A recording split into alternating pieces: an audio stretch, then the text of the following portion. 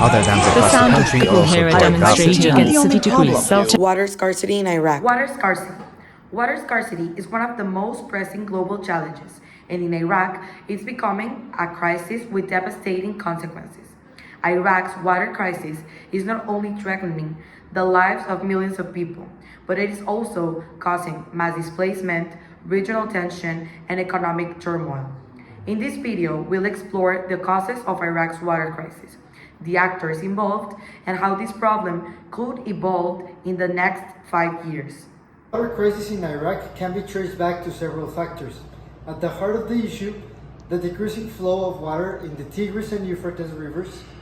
Turkey and Iran, Iraq's upstream neighbors, have built massive dams like the Il Saud Dam in Turkey, diverting water from their own agricultural and industrial needs, combined with the effect of climate change, including reduced rainfall and rising temperatures. This has left Iraq facing extreme water shortages.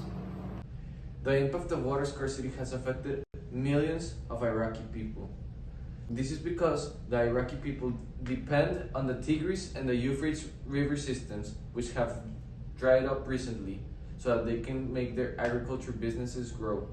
However, this is not the case, and since then, 1.2 million Iraqis have had to migrate to other urban cities like Baghdad or other neighboring countries like Jordan, Turkey, Lebanon, or sometimes all the way to Europe. Socially, the crisis has now caused mass displacement and even worsened poverty, especially in rural areas. The key actors involved in this crisis are Turkey, Iran, and Iraq. Turkey controls much of the flow of water into Iraq through its dam projects, while Iran has also been diverting water from shared rivers. Iraq, already struggling with political stability, has limited power to negotiate for more water. International organizations such as the UN and the World Bank have been working to mediate these tensions, but progress has been slow. The economic consequences of Iraq's water crisis have been severe.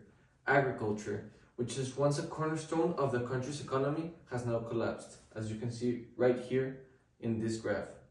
We can see how it declines from 4% to 2% and how the industry and the industrial part of the economy has also fallen.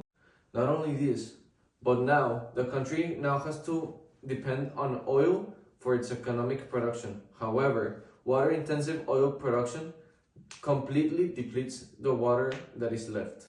Protests have also erupted in cities like Basra, where the lack of clean water and the lack of government action has spiked protests.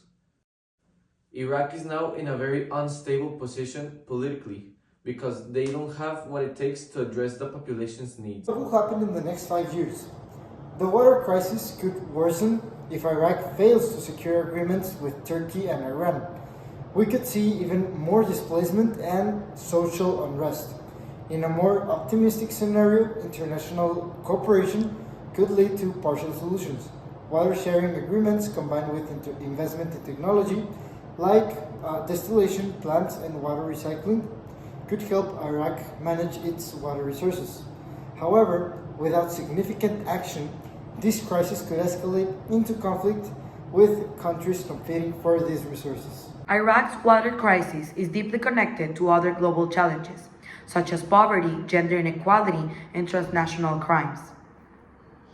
As water shortages drive migration, many Iraqis end up vulnerable to human traffickers and smugglers, often trying to reach Europe through dangerous routes.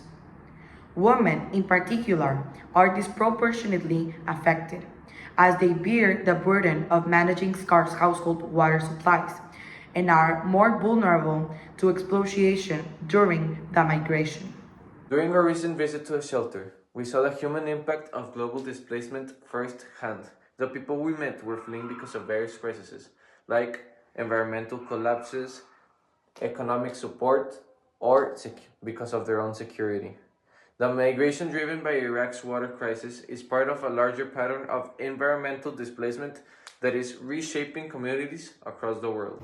So, in conclusion, Iraq's water crisis is a complex issue that involves geopolitical tensions, climate change, and an economic collapse.